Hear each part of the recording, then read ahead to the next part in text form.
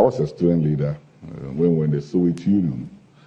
We were over 1,000 sponsored Ghanaian students, and went through the process of election, and I became the president of the NUCS. I was re-elected a second term because of my performance. We had what we call the National Union of Ghanaian Students in Europe.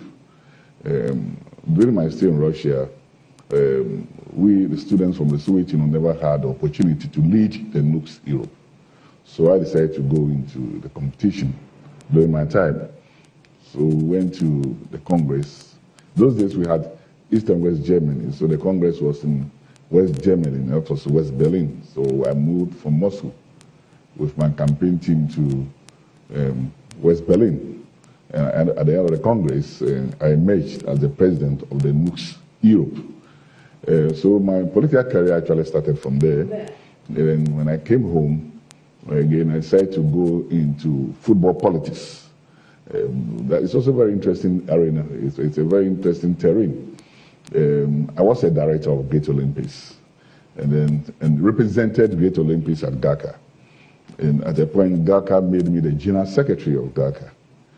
And when Blaster went to Tunisia in 1994, and it was not quite good, GACA moved for reforms in the management of Ghana football, where this time we said, instead of government having all the 5 reps managing Ghana football, government should have 3 and GACA 2. It was a fight, but finally government had to accept that because we were playing. So GACA went for election, and again I was voted to represent GACA. We were 2 then, I think, Alabi and Alabi who represented GACA on the management board of Ghana Football Association. So I went into football politics. Why is there? I was responsible for the senior national team, the Blasters. During the time of Abedi Periton Yebuwa Odatelamti, I used to move in and out to the Blasters for the qualified series and for the Cup of Nations. So again, I did football politics. So during this period, what was your association with the NDC? During this period, I was just an ordinary member of the NDC, just a voting member of the NDC. Then, at a point, I decided to go into national active politics, where I decided to go to my own hometown, Nwa, which is the Kruwa constituency, where I contested for the primaries against the incumbent MP. And I won, and subsequently won the main election and became a member of parliament for Kruwa constituency. I was very fortunate where the then president, His Excellency J. Rawlings, spotted me and made me the Greater Accra Regional Minister, and also made me again the Northern Regional Minister and brought me back to Accra as Greater Accra Regional Minister. So at a point in time within the 4-year span, I managed both Greater Accra and the Northern Region. So again, I was in politics and had experience in national governance as well. When we lost in 2001, that was the first time our party had that defeat in opposition. So we formed what we call the reorganization team to reorganize the party and to give hope to our membership because they were down. So I was the chairman of the Greater Accra Regional Reorganization Team of the NDC. In fact, it was a hectic time, and those days were the formative years of the NDC because, to put it in comments, the MPB said by the time that we finish 4 years, there will be no NDC. I believe you all remember that. You tune into the radio stations, and all what you hear is APPP, APPWU, APPSHOSHO. That was the first time I heard something, APPP. It sounded ridiculous to you. It's very funny to me. Yes, but it was designed to disorganize the NDC. So we did reorganization. I think I did my work as a Greater Accra Regional Organization Chairman very well. Then we went to the Congress for the main election, and I was fortunate when the delegates of Greater Accra voted for me as the Greater Accra Regional Chairman of NDC. That was from 2001 to 2005. Again, I was key in Prof. Sanel's campaign team for the primaries, and after the primaries, he also made me the campaign manager for the 2004 elections.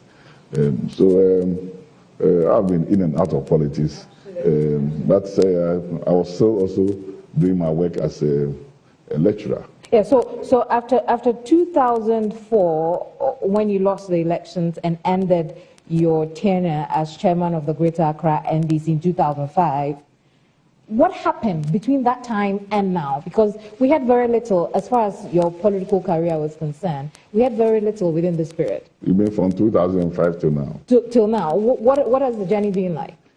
Of course, in politics, we have the frontliners, those who man platforms, radio stations to talk. Then we have those who sit behind also to define some strategy for the party, and we have financiers of the party. So you only see the faces of those who man political platforms or go to radio stations to talk. When I was the regional chairman, I was in front line and I was doing everything. But from 2005, yes, I took a backstage and also decided to help with some ideas and also support the party, not only in my constituency, but in the region and the national party as a whole. So I was no more in front line, but I was within the circles of, the NDC working. That was the more reason why when we won in 2008, Prof made me a board chairman of Accra Polytechnic. We'll get in that. For those who, let's talk directly to the people within your college who will be voting for you. Within that backroom period, what exactly was your support for the party like?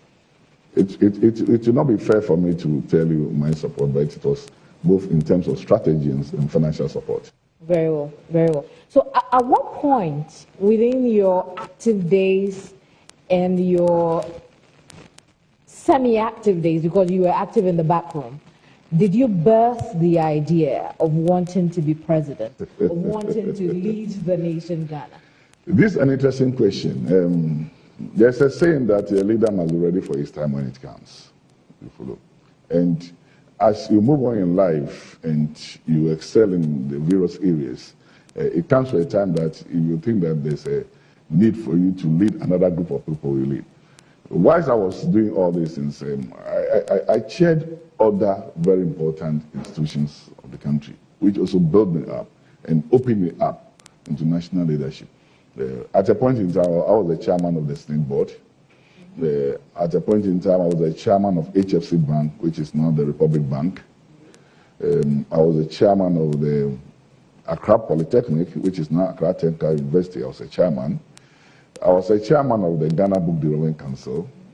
I was also a chairman of the Social Science Committee of the Ghana Commission for UNESCO, and also a member of the 14 group of experts who advised the executive board of UNESCO in Paris.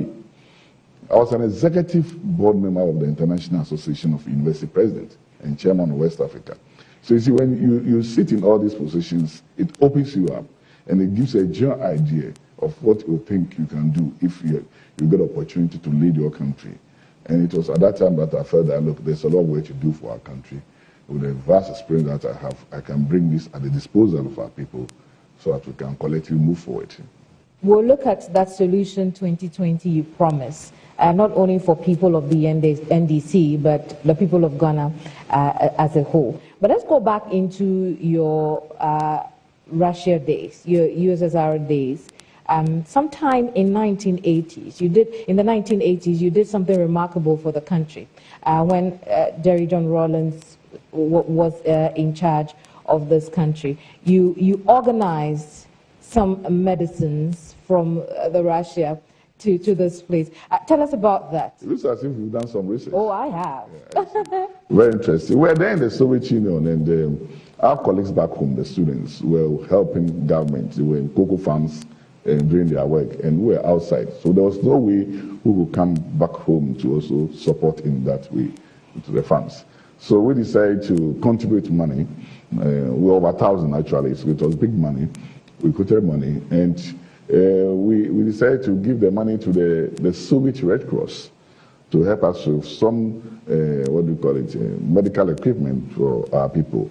We consulted Ghana actually, and they gave us the list. And the good thing was that the Soviet Red Cross tripled the amount and gave us more than the amount of money we gave. So as the leader of the NUCs there, I came home to present this to the government and people of Ghana. And I was very happy because it was needed at that time, and it really did a lot of work for our people, yes. When we come back, we will try and understand what your views are on some national issues. We'll also go deeper into Solution 2020. You're watching State of Affairs. We'll be right back.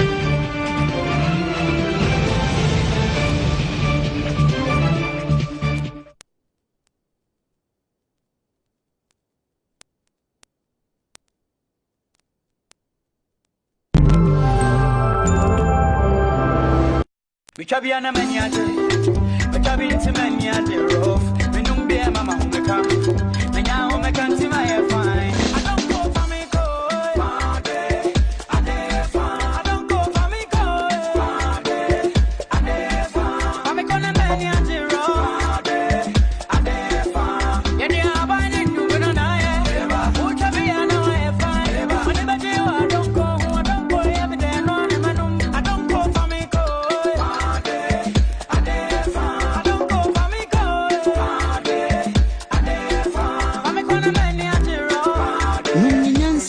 and too many power and fear doom watching, and says I pay for no, I will drinking spots beer. And don't go bitters, a demufua. In real life, there's no buffering. So why accept it from your internet connection? Get connected and experience ultra-fast internet to the home from MTN.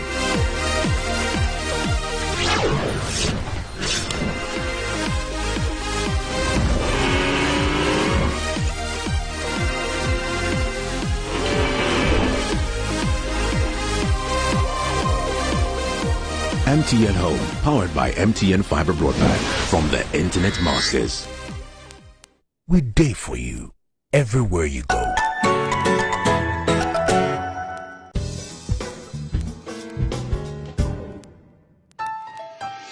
Oak Plaza Hotels. We are taking Ghana's hospitality sector to the next level. We offer 2 hotels in Accra, a luxurious 12-room boutique property in East Legon for guests looking for a quiet retreat, and an 83-room hotel near the International Airport that features cutting-edge convention facilities, along with a swimming pool, a wide variety of internationally styled cuisine, with a hint of exquisite traditional Ghanaian dishes, choice of beverage options, and a health center. Whether you choose the haven of Oak Plaza East Legon with its exceptional cuisine created by an internationally acclaimed chef, or Oak Plaza Airport Hotel with its wealth of amenities and convenient location, we guarantee the highest international standards and warm Ghanaian hospitality. We welcome you to Oak Plaza Hotels. This advertisement has been vetted and approved by the FDA. I don't cry, baby.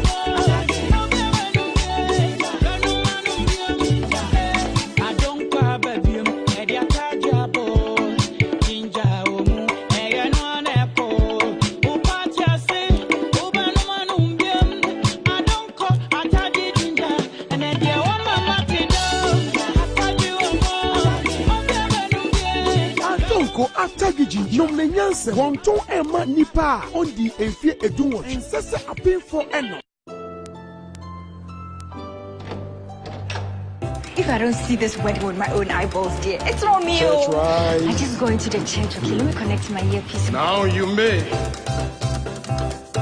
Remember.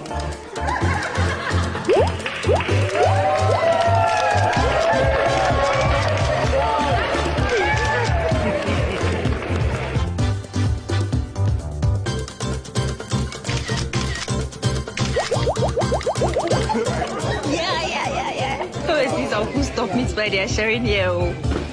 For salam. Buffet, papa. Enjoy even more valuable MTN free after one. You only pay for the first minute of your call on MTN Free After One, and the rest is free. Plus, you enjoy free 50 megabytes worth of data to browse your favorite sites. Umpe where, umpe deng. Dial *315# to sign up now. We day for you everywhere you go. K20, in the bar or in the party. K20, in the funeral or any other gathering. The burning sensation I touch them up. K20 whiskey, we track a crowd with no man. K20 whiskey, what a started to battle, where K20 whiskey, K20 whiskey, hey, yeah, K20. I'm born there for. Yes, papa, and no. Opa makes it, Opa no mess, anything they go, yeah. K20, in the bar, or in the party. K20, in the funeral or any other gathering. K20 whiskey, the burning sensation at the Chamape. No more yansem, one ton more biarundi in Fidwa watche, on your map painful.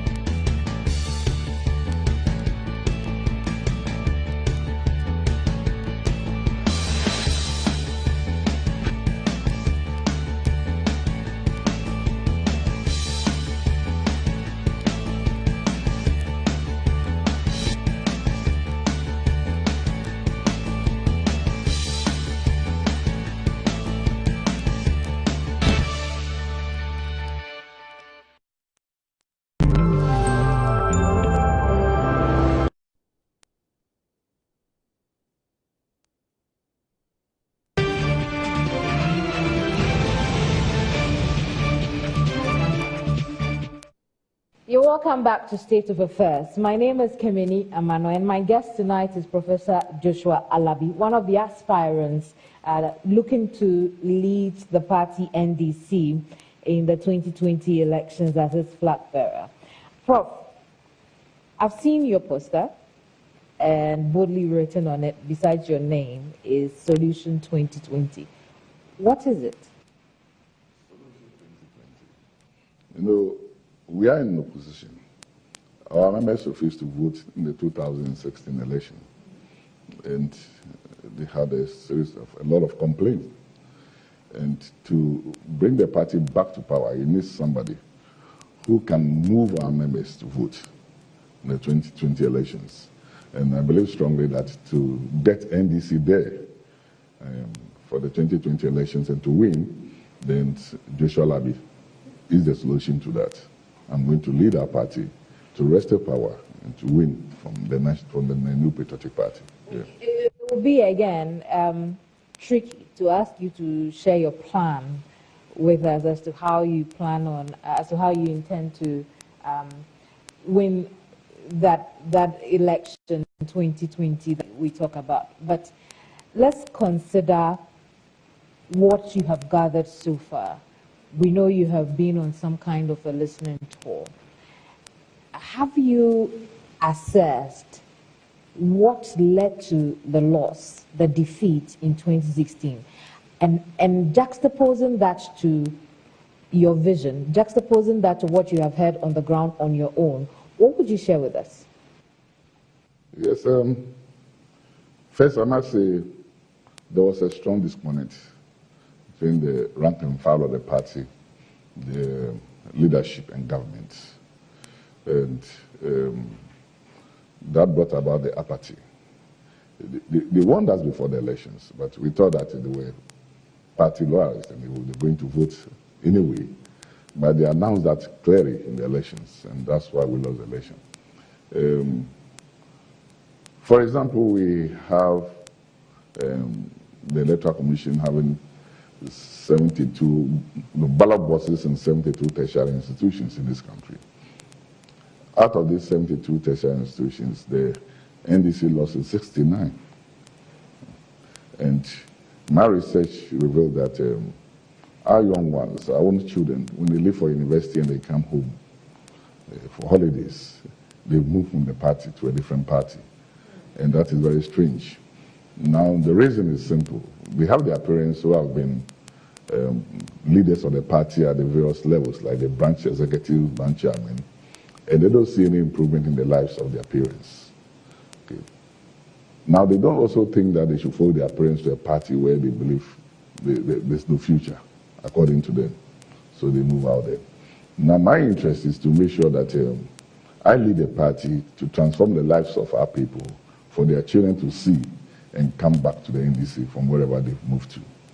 And that's one of the reasons why I'm presenting myself to lead the NDC. As we don't take care and the current generation will face out, we may not have NDC at all. Yeah. Of the 7, well, of the 6 plus you 7, so of the 6, would you say is your biggest contender? All of them. All 7? All 6 of them? All of them. All of them. They're all very good. And I think that it is going to be a thriller. It's going to be a thriller, yeah. Let's look at former President John Dramani Mahama. Now, he led you to defeat in 2016, and he's come back. You have done your own assessment. What do you think about that comeback? Well, I don't think I'll be the right person to answer for him. But all I think is that I'm ready for it now. And as we move into the election, I'm going to win by his grace. Do you feel he may have some sort of advantage over you should you go to the primaries? Everybody has his own advantage. So he may have his and I have mine.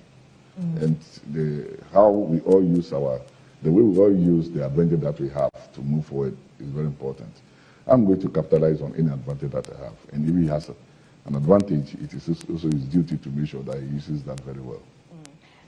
Let's move away from former President John Dramani Mahama. Let's talk about you.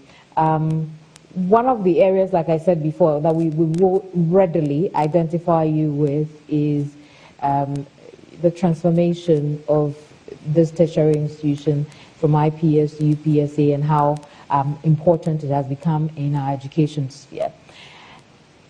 What will be your own observation of our current education dispensation, our second cycle institution in particular? Well, like you're aware, in the last election, the MPP promised free education. I must admit that at that time I was wondering how they could do that. It's like you are in a family and you are the breadwinner, or the two of you work and you add your income together and you tell yourself that you do something beyond your income. Then there's a question mark where you think you'll be getting the rest from. But they won, and even when they won, they decided to implement that. Ghanaians, of course, are used to free education now. Whether it is free or not, once it is called free, we are used to it. But there are challenges. I mean, nobody can run away from the fact. Even I think the president himself cannot run away from the fact that there are challenges in the free education. I think that it will not be correct for any government to tell us that we will cancel free education now because we are used to it. But we need to polish it up. I don't believe in a double-track system. I don't believe in that one. I think that the NDC, when we were in government, we were building a lot of facilities for expansion. And what I thought they could have done, since the country belongs to all of us, they could have continued. And then make sure that the second track could have been absorbed there. But well, I don't know. Our politics in this country sometimes is very funny. So a lot of the buildings are in the bush there. By the grace of God, when I win as president, we'll complete all those buildings and add dormitories to that and stop that second track. You know, the consequence of that is the social work that we all do for ourselves in this country. When I drive and I meet a schoolboy, somebody who is supposed to be going to school by the roadside, selling, sometimes I ask, why are you not in school? And I know a lot of people who have sponsored children because of that. Not at any point when you ask them, I'm in the next track. I'm in the next track. So you are not even in a position to advise. You think you would have the funds to be able to build all those structures you talk about? When I took over UPSA and I told the students we were going to build a first-class university, that was the same question they asked me. You just have to be creative. You think outside the box. Yes, and you move it here. Now, let's look at issues around security now in this country. We've heard about the missing girls the slain journalist, the slain PR and marketing official of the GPHA, and many others. What are your thoughts about it? Of course, as a Ghanaian, you should be worried. Also, as somebody aspiring to be president of this country. I don't think I would love to be a president in the best economy, and more so this sort of security threats all over. We should sit up as a people. The National Security Council must sit up and do its work, protect us. I don't think that even the government today will be happy with this. It means that if you were president during this period, what would you have done? The officers responsible for national security have to sit up. They have to. The whole country have been trusted to them to protect us, so they have to sit up. They have to sit up. Yeah. No. So what would have been your engagement with the heads of these security agencies if you were president during this period? It will be a scar you'd inherit anyway. I believe you want me to tell you that I'll fire them, but it's not always the case to be firing people, because you fire, and you have nobody to fire in the next time.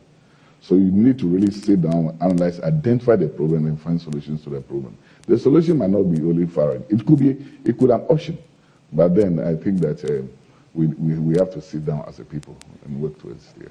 I want us to talk about sports, particularly because it's one of the areas that you yourself you've worked in. Over the years, sports has grown tremendously in this country. However, middle to latter part of last year, we were hit by the scandalous expose by investigative journalist Keminni Amanor. When you saw that video, how did you feel? Of course, as a Ghanaian, I felt bad. I felt bad because I did know that we had serious problems in the GFA as exposed by Anas. That was one side, because that's the negative aspect of the whole thing, where our whole system was exposed, not only to Ghanaians, but to the outside world. It was very sad. Ghana, a very strong football-loving nation, we are respected in the world, and we could go into these illegalities in football. I think that was very wrong. At the same time, I also felt very sad for the leader, Nyatiti, who I believe has also worked hard to rise to that level, and possibly could have been the president of CAF, and that would have been something also good for us. Did things of that nature exist while you were actively involved in Ghana football, Ghana sports? You see, there's money now in Ghana football. Our time there was no money, and sometimes wherever you see money, it has its own implications. I remember this, for example, we travel players, they win matches, and there was nothing like winning bonus for the officials of the national team. Now what I hear is that they have winning bonuses, right? So where we have money, anytime you have money, there might be the temptation to also do some of these things. I think that our time, no. Our time, I must admit, even the chairman of the GFA sometimes in Ababa uses his own money to finance the team whenever we're traveling outside. Then later on, government will reimburse. Yes, he was a successful businessman, and that helped us. You know, our time, the players were given $20 a day anytime we traveled. Now I don't think that is the case. You know, so now it's a lot of money. Yeah. Let's discuss the economy. I believe Solutions 2020 would hugely be hinged on the economy. Now, we've seen this administration, well, it wouldn't admit, but we've seen it introduce a few taxes. We've seen it attempt to widen the tax net. We've also seen how things have turned out in the banking and financial sectors. You are a fellow of the Tax Society in Ghana, and also the Bankers Association. So let's look at it from a very technical point of view. What are your own thoughts about how government is going about trying to rake in funds to be able to do the things that it's doing, and then we look at the banking sector. Well, every nation thrives seriously on the tax system, but it's the way you structure it. You know? When you put a burden on a few, then of course we are stretching the few, and you may not even get it at all. A good tax system is a tax system that should not be able for people to evade. Now, when you try to push the burden on the few, then that's what we're finding loopholes to evade. I agree with those who say that we should widen it and let everybody come into the bracket where we will all be relaxed and we will contribute our quota to the development. Where we have just a few paying taxes, then I think it's a problem. And that's why we have a lot of people losing their jobs because the very companies cannot survive. You think the administration is doing a good job at widening the tax net? You see, when you widen the tax net, then it should be you should do the targeting properly. You follow, where every bit of the sector should be able to contribute something small to national development. But I don't think they widen it to that level. That's why the companies are complaining. That's why the Ghana Employees Association, that's why they are complaining. That once you put a burden on them and the cost of production increases, then the next stage is for them to reduce their costs by laying off workers. So that's the consequence of what we are doing. I think that we should reorganize it properly. Without prejudice to how you plan on raising funds for your Agenda 2020 while you're president, how would you have done this differently? How would you have made sure that people outside of the tax net are brought into it? We'll come into football politics. But you see, the whole thing has to do with productivity and national growth. We have tuned the mind of our people to believe that when you complete your university education, then you just have to go and work either at the bank, Senate, NHIE. And these are areas where you cannot be sure of serious productivity. I've always said that if we go into the cooperative system of production and productivity, the country will be better. And when you increase productivity, then you are sure that you can get the necessary revenue to run affairs of your country. Let's take a section like the agriculture sector in this country. We have students in the university reading agric. Look at the amount of money we use to import rice, even tomato paste. But we have students reading agric in the universities. I believe strongly that when students get to the third year, we should start thinking of what they'll do when they come out of the university. So, for example, if you're an agric student, it's possible for us to put you in groups. So you have about 5 agric students in the third year in the group. Possibly you had 1 marketing student in the third year to read, and 1 accounting student in the third year, making 7. And then about some 3 farmers from the local community making 10. Now the students in the third year, for example, we need to write proposals. I believe you understand what I mean, a proposal, which shows the 1 year, 2 year, 3, what they will be doing and what the expected revenue or output will be like. Now when they get to the 4th year, as part of the academic requirement for graduation, students will be made to defend the proposals. And then when they come out of the university, they are made to register the various groups as companies. So that the base is that the government will support them for the first 2 years. So they know exactly what they want to do. Now after the 2nd year, you leave them to go. You see that they will expand, and this is where productivity comes in. This is where increase in productivity comes in. And this is where the tax bracket can be widened because now we are capturing them from the base. From base. And then they move on. But the way we go about it now, I think that it will be very difficult for you to get everybody in. And that is why sometimes we don't meet the targets, and then we are forced to push the burden on the few individuals who have decided to help us by building companies to employ the few that you have. I think that's what. I gave another example somewhere where we could generate a lot of money. And looks like you have a lot of ideas for that. Let's look at sports, for example. How you can use sports to generate revenue for the country. Ghanaians we endow Honestly, if you go into football, all over the world, it is believed that our flair, our type of soccer is very good. What we need more is discipline. Now, we have very few players playing outside the country, and I don't think we get a lot from them, even though we use them from the system to grow. Now, and we could have had more of them going outside to play. But as a country, I don't think we are also investing more in them. When I was a student at Tamale Science School, I was a sportsman. I used to play basketball. And when we go to the dining hall, apart from the main meal, we are given a special table where they give us milk in the school, where milk, meal, and all those things. And I believe the idea was not just to pump us, but to build ourselves, build the sportsmen to be able to perform well. In a system where you have a Premier Division club playing a football at 300 Ghana cedi a month, 400 Ghana cedi a month, I don't think it is enough for the sportsman to build himself, even to get his talents to the right level. So I'm saying that, for example, as the president of this country, every Premier Division player and every Division 1 player should be paid by central government.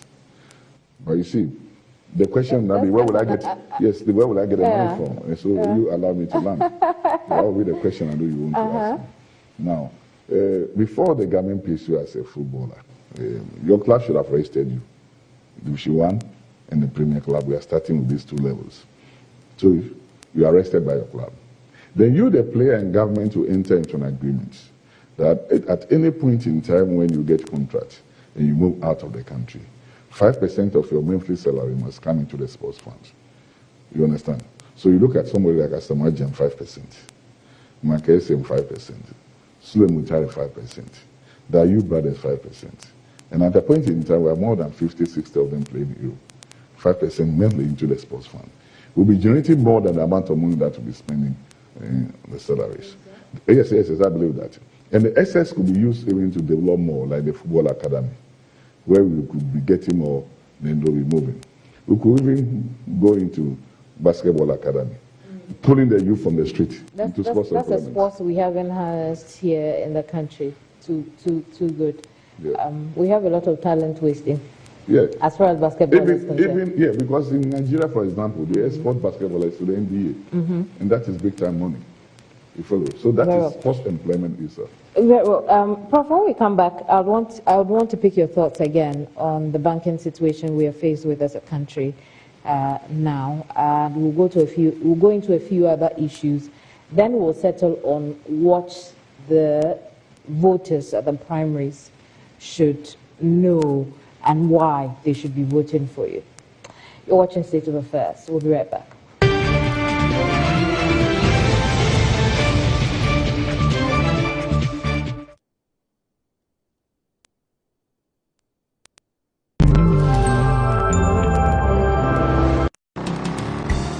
Somewhere in the north, Salifu has arrived at a new journey,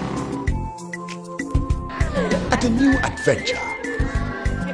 Somewhere in Edum, Jack, into supply na bedru. A delivery truck has lost its way. In Takrade, Jetua's son is leaving home. Whilst in Accra, Adjoa's business needs a little help. We understand you need to focus on the things that matter. We understand your need to stay connected. In 500 meters, turn left. That's why Airtel Tigo is focusing on you. Yeah, come Airtel Tigo money. It's why we've gotten better, so you can enjoy the things that matter. We're here to make life simple. Join today. Airtel Tigo.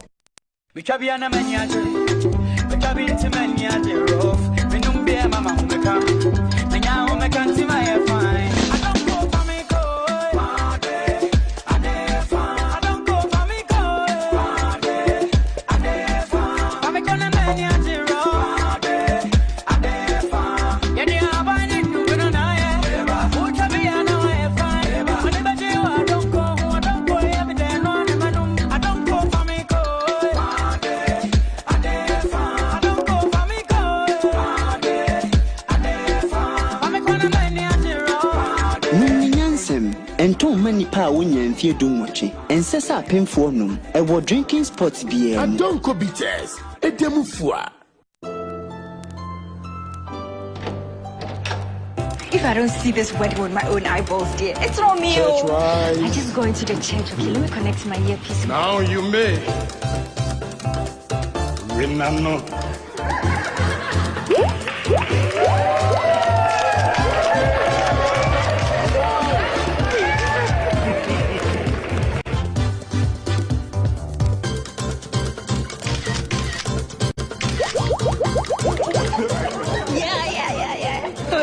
Who stop me by their sharing here?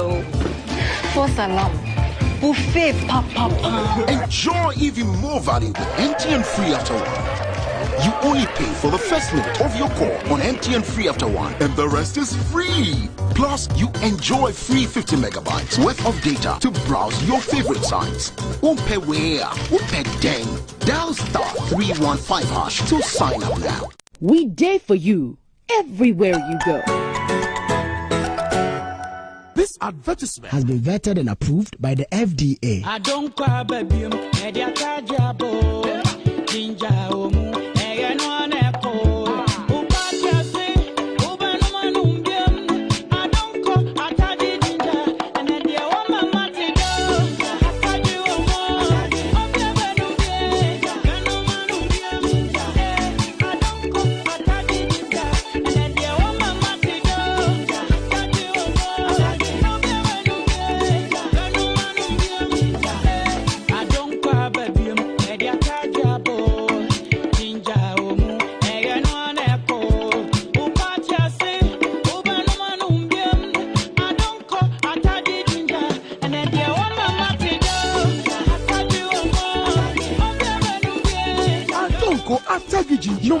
Wonton Emma Nipa on the Enfie Edunwo and Sessa appeal for Eno. In real life, there's no buffering. So why accept it from your internet connection? Get connected and experience ultra-fast internet to the home from MTN.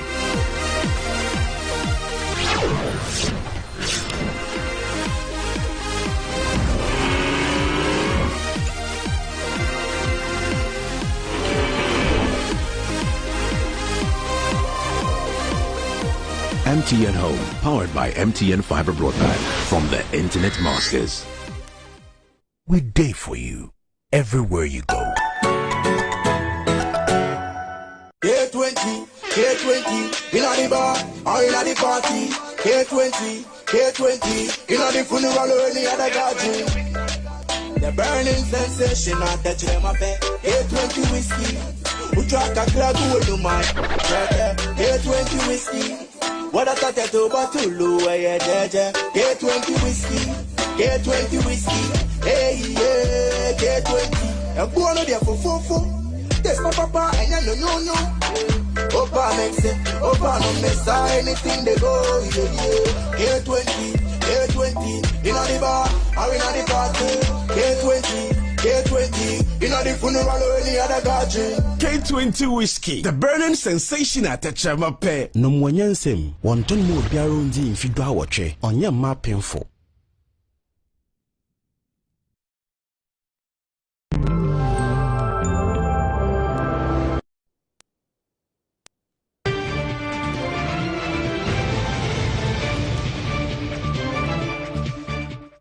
You're welcome back to State of Affairs. It's brought to you by MTN. We are live on GH1 television. My name is Keminni Amanor. If you just joined us, you've missed a chunk of the conversation with Professor Joshua Alabi. But I tell you what, information we just got while here is the fact that he's been cleared for the primaries and he's on the ballot number 7. You like that? All the way. All the way. Just go to the last section and just put your thumb there. Absolutely. I guess the tagline now for Solution 2020 will be Asiaho. It resonates with history, doesn't it? We've had Asiaho. I don't want to go into history, but I know mine is Asiaho. It's Asiaho. That's what the delegation knows. Just go and put it at the last point, Asiaho. and you have Alabi there. We'll come back to the conversation about Asieho and why and why delegates should vote for you at the primaries. Yeah. But let's look at the banking sector. A lot of things seem to be happening. Banks are merging. Some have been forced to merge. Yes. Others have collapsed entirely. Your thoughts about it? Well, every system, if we have problems, we need to clean the system. But as to whether we clean the system politically, then that's the way the question is. A lot of people have raised the red flags after the way I met with that they're using to clean that system. And I think that if what they are saying is very true, then we have to be very, very careful. I don't know why we left the system to go that way. But even if we have to clean, when you are managing people, you manage people not to put them in a worse situation, but you manage them to stabilize and to move forward. But as a result of the cleaning, you can imagine what is happening, people losing their jobs and people losing their monies and all that, making them worse off. I think that if the idea is to help the people, then I don't think immediately we are helping the people. There's crime all over the country, and I don't think it's good for us. We have dealt with the situation better? Yeah, better in the human face. Yeah. In other parts of the world, the developed world, they have a way of recapitalizing banks for them to move. Yes, and we could have also found a better way of doing this than this. Let me say this. I won't use the word wicked way of doing things, but I don't think we are being fair to the owners of the banking institution as well as the shareholders of the banking institution and the depositors. In fact, my main interest is more on the depositors. They are crying. They are crying. People's lives, their savings. They don't know what to do now. People have to pay school fees. And so, Lord, I think in a situation like this, would it be the regulator at fault, or perhaps it's just a matter of the public not adhering to regulator warnings? Do they even warn us? That's the question. Because in a few cases they have. They have. In the case of the biggest conversation in the financial sector right now, Men's Gold, they released a number of statements to warn against deposit taking. The warnings actually began from 2014. 2014. Until maybe I'm not a customer of Men's Gold, so I never heard that. Interestingly, no, I heard that I have 34. How much? Some figure with Men's Gold. You have invested in it. That's what somebody said. And I don't know. I would have loved to have that money. I would have chased this money. I would have chased this money. Should we be refunding customers at this point? I think that since once they fall under the regulators, it means that there was some sort of guarantee for the people who deposited their money, if that's the case. If that is the case, then I think that there's a need for us to help bail them out. Yeah. Because the confidence that they build in the system is as a result. It's like you're going to a university and the regulators tell you it's a good university and you attend, and then later on they come to tell you that no, you have a wrong certificate. If we keep bailing them out and it keeps happening, then the question will be, at what point does it end? So what do we do so that we don't get to this point again? There must be frequent education, very frequent, not once in a while.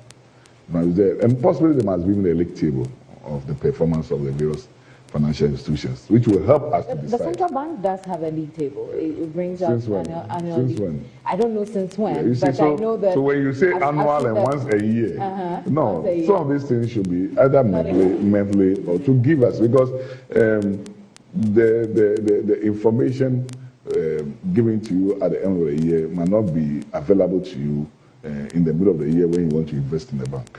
You follow? Now, should you pull through the primaries, one of the issues that your opponent is definitely going to bring up is your time at Senate and how it ended. Yeah. Now, I've heard you explain that the board couldn't have done anything about it because it went through procurement. Yeah. But the question it raises is, where was the scrutiny on the part of the board? And let me explain. Yeah. If The reason why I'm cutting is that maybe you may say something which is even wrong, and that may be giving wrong impression there. So if you allow me to walk go ahead. The process, it go will ahead. To all of us. In the first place, it wasn't during my time that the whole contract was awarded. And I'm not sure my opponents will raise this because they know that it is not Alabi.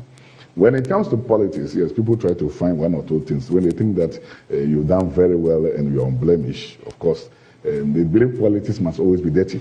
So they should find one or two things. Alabi's board never awarded that contract. Alabi's board met that contract, and they even took this round to show us the progress work. So we saw progress work. Now, I believe that the then board and the management didn't know exactly what they wanted. So at a point in time, management kept on varying the contract. But they did that in consultation with the procurement authority, not my board. So their variations went to the procurement authority, where they approved the figure for them, not my board. So what my board simply had to do is look at the approved figure from the procurement authority and see whether that tallies with what they kept in their budget. We approve budgets, and that is what we saw. But our board came in seriously when they went beyond the figure approved by the procurement authority. You follow? So my board queried them. We queried them. And it's in the minutes. We queried them. And we said we're going to investigate that. So there must be an audit into the whole operation of that particular contract because of the way they were operating. Okay. So let me land on this because it's a very interesting issue. So my board queried it, right? And we said we're going to institute a whole, audit. But that was November 7th when that issue came to the board. And then December 7th, we loved the election. So we packaged everything for the next board to continue. And that's what they did. Except that they did some politics by announcing to the world that we're going to do 1, 2, 3, 4. Okay, so what you're saying is that you had seen it, you saw a problem with it, and you queried. Unfortunately, you couldn't finish. We queried it, and if we had won the election, we would have continued with what we were doing. But when we lost, then we packaged everything for the next, board to go on. So if you watch, when the bonus board came, they did audit. Except that they made a press conference. We are going to, And sometimes, not to kill an institution, you handle some of these things whilst you deal with the perpetrators of any crime. But they announced that, and that even brought the reputation of SNIT as a corporate district down to Eastness. We don't manage institutions like that. You follow? So it was not Alabi's board. That is number one. But the interesting thing is that you see, during the course of the investigation, I was invited by Yoko. So I went, and I was very happy they invited me. So I went with all the ministers. And I quite remember that very day when I went with my lawyer Dawudu. The boss of Yoko told me then that we are very honest and truthful. And I mean, they were all surprised. I mean, my own party members were doing that to me because what they were doing was not coming from the government of the day, or it was not even coming from. So what does it tell you as far as your likability is concerned? If your own party members could do that in politics, people believe that they should play dirty. I don't do that way. I don't go that way. But you see, when you serve a living God, I mean, you know that one day, these things will come out. And truly, you came out with a report. Did you see my name there? Others have been taken to court. I pray that they come out of it because I don't pray for anybody to be jailed, right? But the fact of the matter is I'm also very happy that the truth came out and Alabi's name is not there. I hope we'll be able to squeeze in 3 other issues before our time is up. Yeah. But let's talk about END. END? Yeah, having served as Northern Regional Minister before, yes. What appears to be the beginning of peace must be very dear to you.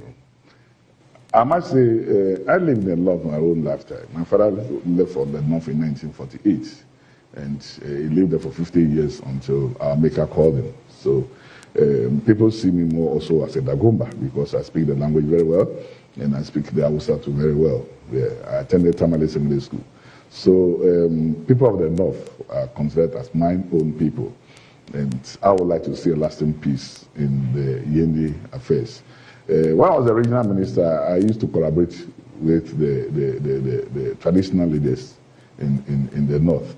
There were a lot of times where the Dengyana used to call me, Don and everything, when any time we believed that there was a security threat. And what I did was just to allow the military to drive the peace goers in town, not to touch anybody, but just to serve warning and maintain law and order. So I was able to maintain law and order during my time as the Northern Regional Minister. At a point, some people believe that this man is a madman. He can catch and lock you. There was a time that I asked the police and the military to check go to every home, every house, every outlet to search for any ammunition. Yes. And people were scared, but we did that and collected all to maintain peace. Unfortunately, when we left government, within some few months, this thing happened. It was sad. I used to admire the then Yana very well. He was full of humor. I loved him. He was a nice guy, full of humor. Unfortunately, God may he so rest in peace. But life must go on, and life must go on, and we must find peace to this. It has been very hectic for the team that went on this, and then even the community. The last time I went to NDA, I was with the regent, the son of the Yana. We had a very nice chat. It was also very nice. Should we go back to locking up people, to make sure that, look, the peace process that we have begun actually ends well and stays? You see, I think that the idea is not to have it in your mind, locking people. The idea is to preach peace and let people know the importance of peace, the essence of peace. Without peace, there's no development. Without peace, there's no love. But we need to live like brothers and sisters. They are the same people. When you look at the history of Dagon, they are the same people, right? And I don't see why we should fight among ourselves. So I hope and pray that with this initiative, we have a lasting peace in Dagon, where we forgive each other and make sure that we move on.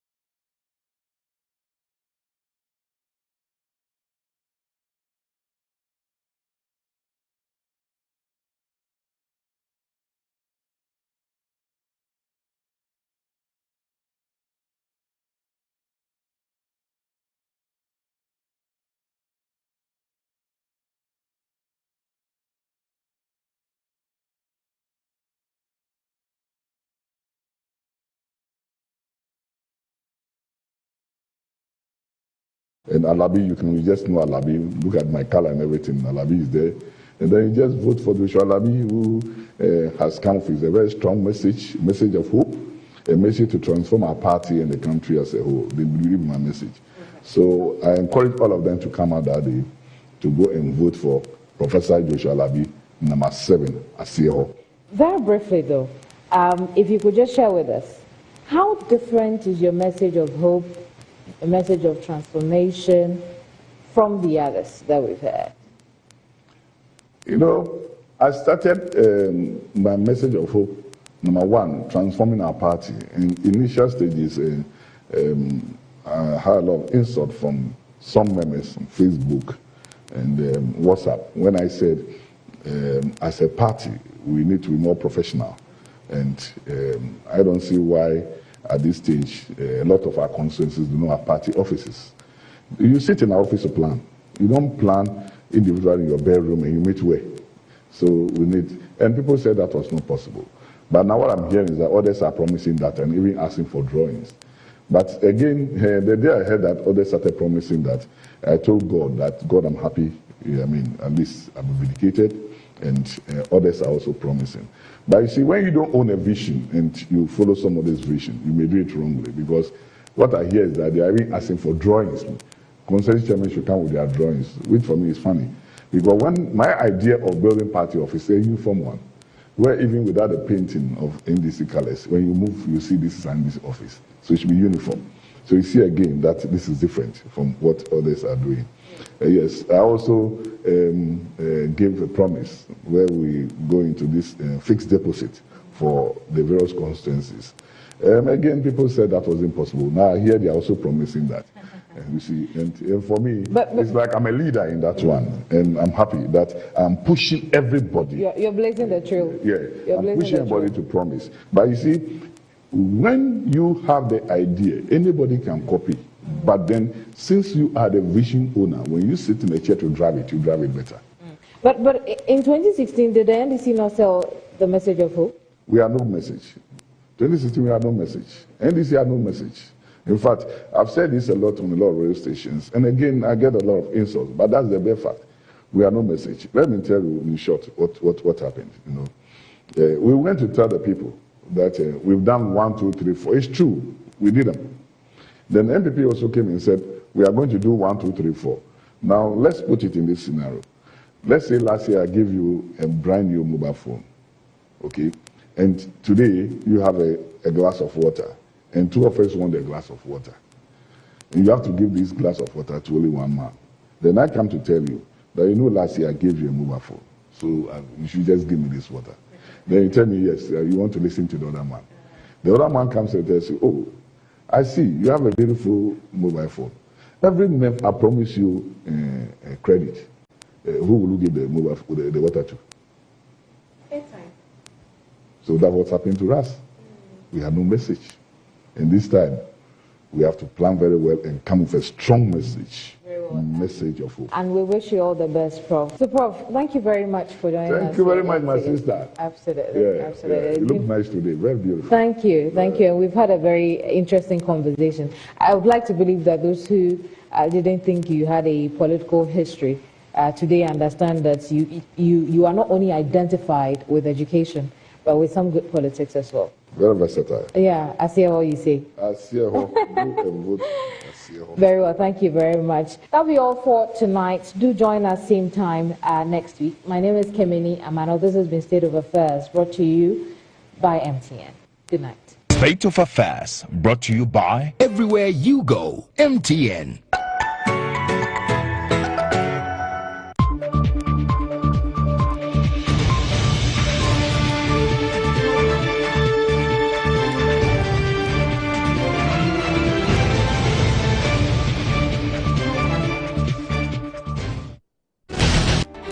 This is Magdan and his jury, the finest Ghana enterprise and business leader. In the next 15 weeks, they will make or break the dreams of budding entrepreneurs. We want 100,000 to employ 2 people. No, that's not it. Be straight, don't lie. If you lie, I will catch you. Yes, sir. The multi-millionaire investor has built up his fortune from scratch. Magdan has the credentials, the contact, commitment, and the cash ready to invest, but only in the right business. In these toughest economic times, Magdan is the last chance for budding entrepreneurs to get the financial backing they desperately need. Who will succeed? Who will fail? And who will win the $100,000? The Magdan Entrepreneurship Challenge, coming soon on GH1. This show is brought to you by 10 Ghana and Active Media. GH1 TV, your best experience.